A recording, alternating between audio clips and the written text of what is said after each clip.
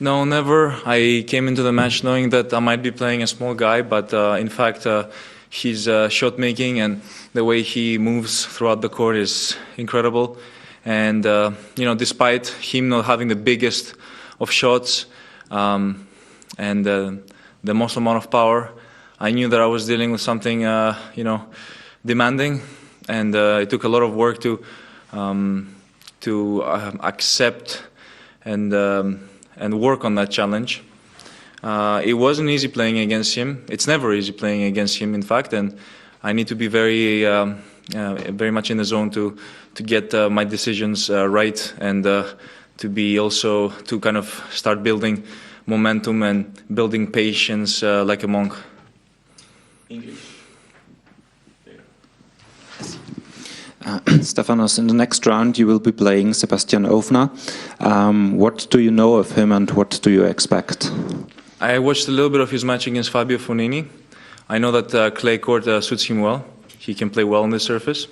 He has had some good results in the past on clay courts, and he might not be the guy who you will see very often on Masters 1000 tournaments and 500s in terms of going deep and playing and beating the top guys. But I'm sure he's on a good streak right now. He's feeling good with his tennis.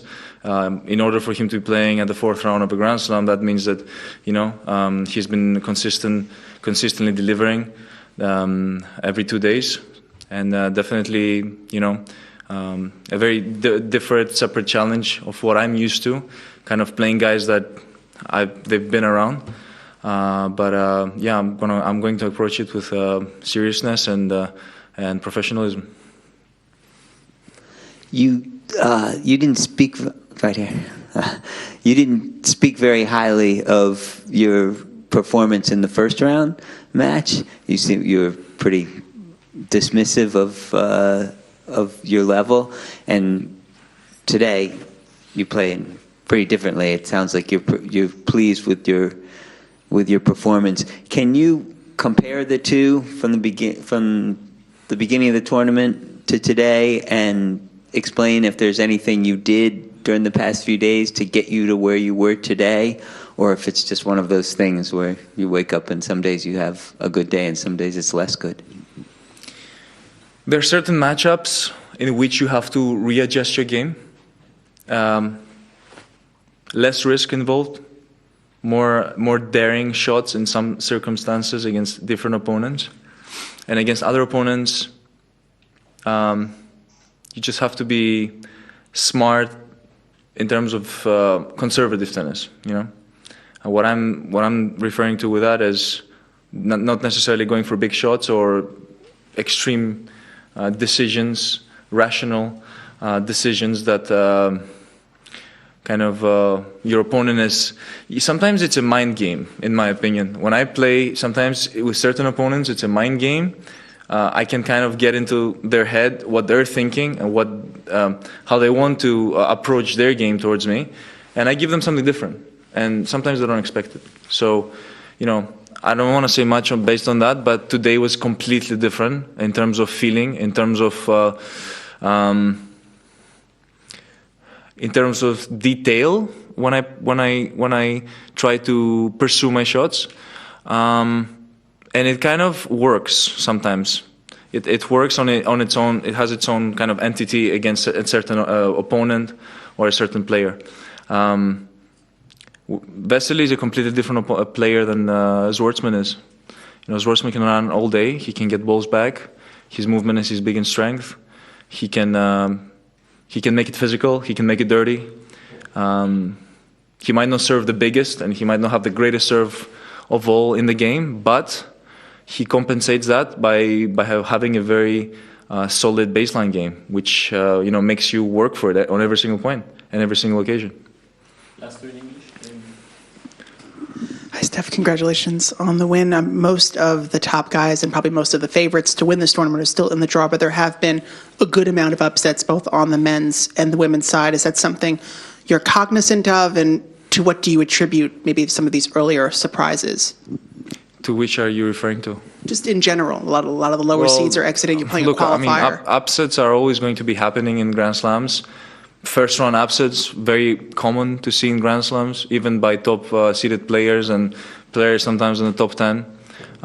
That's the Grand Slam nature. Some players are more prepared than others. Some it kind of takes time for them to get into the game and adjust to this new form of tennis, in which I mean different balls, different surface, different crowds, and upsets. Kind of, it's a thing. It's happening to everyone. It has happened to most of us on early rounds, and we learn through that how to avoid them and how to build a safe net where we can start a little bit more, kind of add in terms of risk in our game later on. And something that I feel like Novak Djokovic has been doing very well in terms of his Grand Slam appearances. He has been starting Grand Slams, I wouldn't say playing incredible tennis, but just enough to get him through in the first few rounds. Last one. Stephanos, you told us recently that you think that the psychological aspect of tennis is a big part of the game.